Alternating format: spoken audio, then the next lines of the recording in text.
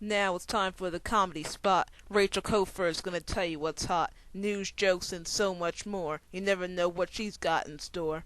What made me say dag? You know what make you say dag? What made me say dag? You know what make you say dag?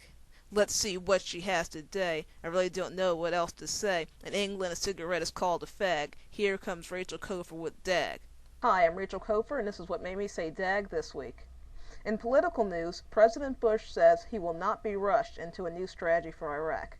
In response, Laura says that is understandable. However, saying hold on while playing Wii doesn't count. Here's a weird story. A mom went to jail after stabbing her son on his hands and face after he ate some of the popcorn she had made only for herself.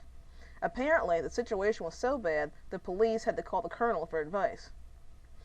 A big thing going on in Hollywood right now seems to be all this stuff with alcohol.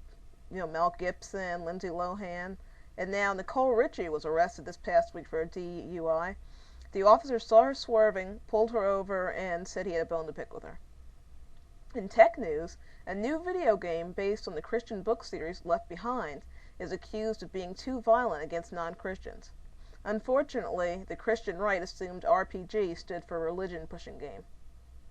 In our final nutty story this week, a real estate agent in Texas rewards her clients who purchase new homes with a brand new Glock. Customers say they admire her for being such a straight shooter. And now here's my story of the week.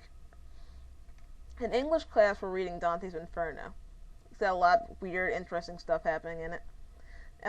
So my professor, was just talking and talking, and finally he said this quote. He said, "And I believe there have been rare occurrences where women have actually conceived without copulation." We all looked at him in shock and disbelief.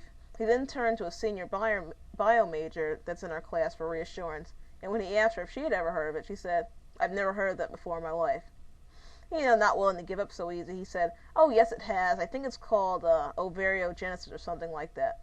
Finally, the girl behind me said, "Yeah, if your name is Mary and you're a virgin." That's what I think, and thank you.